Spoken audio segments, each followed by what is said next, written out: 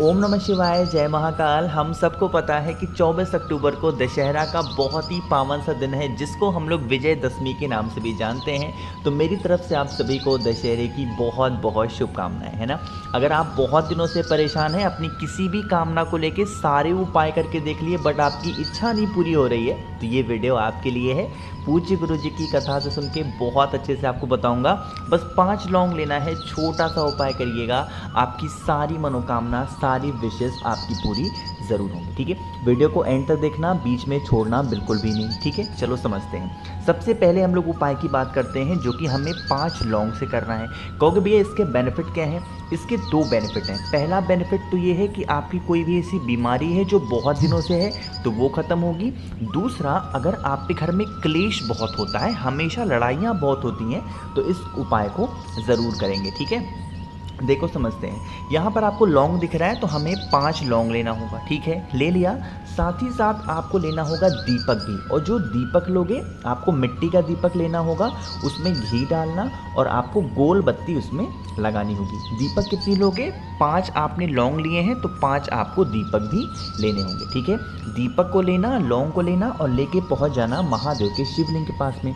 शिवलिंग के पास में पहुंचना, जो भी पूजन पाठ करनी होगी उसके पहले, पूजन के बाद दीपक नहीं जलाया जाता, पूजन के पहले आपको उन 5 दीपक को महादेव के शिवलिंग के पास में रखना। ठीक है, आपने घी डाला हुआ है, आपने गोल बत्ती लगाई है।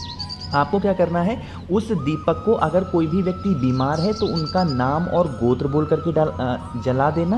और अगर आपके घर में लड़ाई होती है जिस भी इंसान की वजह से, उस इंसान का नाम और गोत्र बोल करके दीपक को जला देना। ठीक है, दीपक जब जलना स्टार्ट हो तो आपको फिर उसमें एक एक लौंग, जो मैंने आपको दिखाई 5 लौंग, उन 5 दीपक के अंदर एक एक लौंग को भी आपको डाल देना। ठीक है, जब आप दीपक जला लें उसके बाद जो भी पूजन पाठ करनी हो महादेव की, आप पूजन अर्चना कर सकते हैं। दशहरे पे ये 5 लौंग का उपाय जो भी व्यक्ति कर लेता है, किसी का नाम और गोत्र बोल करके, तो उनकी बीमारियां तो खत्म होती हैं, साथ ही साथ घर में सुख शांति समृद्धि भी बनी होती है। ठीक है, यह उपाय सिर्फ और सिर्फ महादेव के शिवलिंग के पास में ही करना है, वो भी करना होगा शाम के टाइम पे प्रदोष काल में। ठीक है, समझ में आई बात मेरी? चलो, तो यहाँ पर हम सभी लोगों ने पहले उपाय की बात कर ली है।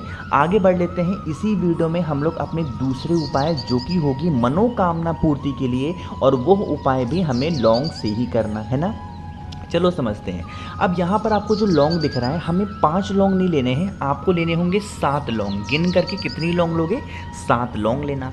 7 लौंग के साथ हमें लेना होगा काली मिर्च, और काली मिर्च को गिनने की ज़रूरत नहीं है, आपको बस बहुत ही थोड़ा सा काली मिर्च लेना। ठीक है, ले लिया। साथ ही साथ हमें लेना होगा 1 चुटकी काला तिल। क्या लोगे? 1 चुटकी काला तिल। इन तीनों चीज़ों को, तीनों चीज़ मतलब 7 लौंग, 1 चुटकी काली मिर्च और 1 चुटकी काला तिल, इन तीनों चीज़ों को लेना और लेके फिर से पहुंच जाना महादेव के शिवलिंग के पास में। फेस रखना कौन सी दिशा में? उत्तर दिशा, यानी कि नॉर्थ डायरेक्शन। एक बात और बता दूं, यहीं पे उपाय समझाता हूँ। काफ़ी लोग कहते हैं भैया आप हर वीडियो में आप फेस किधर रखोगे, फेस किधर रखोगे। मैं आपको बताऊँ, जब मैं पूजा करने के लिए महादेव के मंदिर में जाता हूँ ना, 80%, कम से कम 80% के आसपास लोग आज भी गलत दिशा में खड़े होकर पूजन करते हैं। इसीलिए मैं हर वीडियो में बताता हूँ कि हो सकता है 1-2 लोग, नए लोग अगर आ जाएं तो उनको भी दिशा का ज्ञान हो जाए। ठीक है, तो इतना आप लोग बोर मत होया करो कि भैया एक ही बार को बताते हो। तो आप लोग जान गए हो, जिनको नहीं आता ये वीडियो उनके लिए भी होती है ना। तो फेस कौन सी दिशा में होगा? उत्तर दिशा, नॉर्थ डायरेक्शन। जो भी चीज़ें आपके पास में है, दाहिने हाथ में रखना, राइट हैंड में पकड़ना। अब इसको आपको महादेव के शिवलिंग के ऊपर समर्पित नहीं करना है, जो महादेव का चौखट होगा ना, वहाँ पे समर्पित करना। लेकिन कब समर्पित करना है?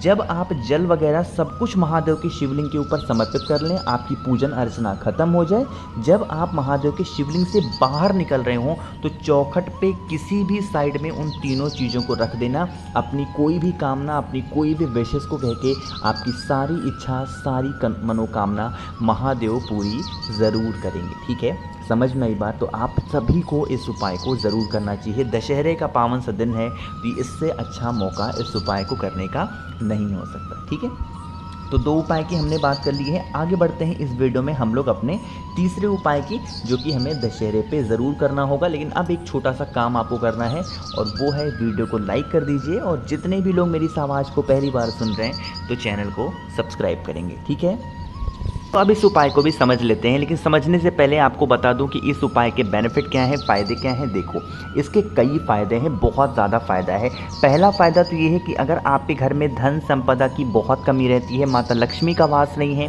तो इस उपाय को करेंगे। दूसरा, अगर आपकी कोई इच्छा अधूरी रह जा रही है, पूरी नहीं हो पा रही है, इच्छा पूर्ति के लिए करेंगे। और तीसरा, अगर आपके घर में लड़ाइयाँ बहुत होती हैं हस्बैंड वाइफ में, माता पिता में या फिर बच्चों में, तो आप इस उपाय को करेंगे। ठीक है, समझते हैं। स्क्रीन पर आपको दिख रहा होगा बेलपत्र, तो हमें इस उपाय के लिए 7 बेलपत्र की ज़रूरत होगी।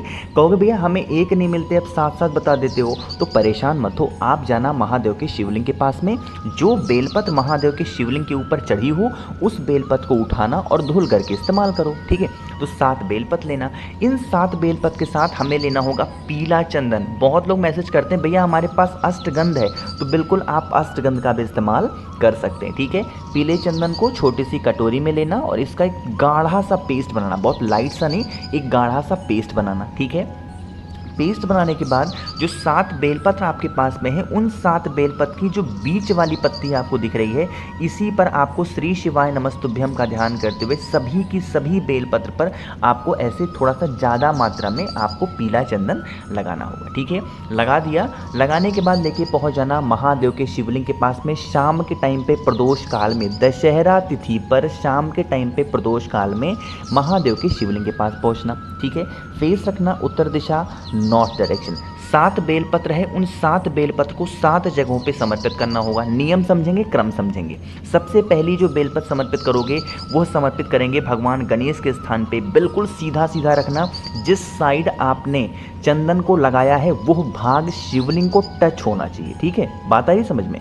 तो आपको पहली बेलपत्र भगवान गणेश के स्थान पे, जो दूसरी बेलपत्र होगी भगवान कार्तिकेय के स्थान पे, जो तीसरी बेलपत्र होगी जो भगवान शंकर का शिवलिंग है, शिवलिंग के ठीक ऊपर समर्पित करोगे तीसरी बेलपत्र। ठीक है, 3 बेलपत्र हो गए। जो चौथी बेलपत्र हम समर्पित करेंगे वह जो महादेव के शिवलिंग के ऊपर घड़ा होता है, मटका होता है, जहाँ से शिवलिंग पे पानी टपकता है, चौथी बेलपत्र उस घड़े को टच करा के, स्पर्श करा के महादेव के शिवलिंग के पे समर्पित करेंगे। 4 बेलपत्र हो गई।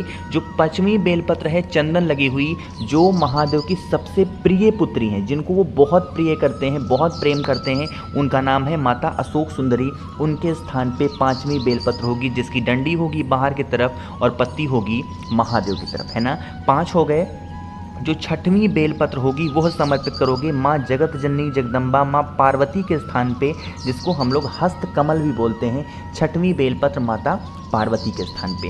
जो 7वीं बेलपत्र आप समर्पित करोगे वह 7वीं बेलपत्र जब आप मतलब महादेव के शिवलिंग से पूजन करके बाहर निकलोगे तो नंदी बाबा के आपके दर्शन होंगे। अरे होंगे कि नहीं होंगे, तो नंदी बाबा के सर पे आपको 7वीं बेलपत्र रखनी होगी। जो भी व्यक्ति दशहरा तिथि पे चंदन लगा हुआ 7 बेलपत्र 7 जगहों पे समर्पित करता है, उनके घर में कभी भी किसी भी चीज़ को लेकर के कोई भी कमी नहीं होती। चाहे धन संपदा की बात करें, मनोकामना की बात करते हैं, या फिर आपके घर में लड़ाइयाँ होती हैं, तो वो भी धीरे धीरे खत्म हो जाएंगी। ठीक है, करके देखिएगा। इफेक्टिव उपाय है, प्यारा सा उपाय है और इजी भी है, क्योंकि 7 जगह पे समर्पित करना है, इजीली कर सकते हो। ठीक, चलो तो भाई 3 तो हो गए हैं। एक और उपाय की बात करते हैं जो सबसे लास्ट उपाय है। और कल कौन सा दिन है? दशहरा, साथ ही साथ मंगलवार का पावन सा दिन है, और मंगलवार का दिन है। धतूरे का उपाय ना बताऊं ऐसा हो ही नहीं सकता। ठीक है, चलो इस उपाय को जिसने भी आज तक किया है उसके घर में कभी भी धन की कमी हुई ही नहीं। तो आप सभी लोग धन संपदा के लिए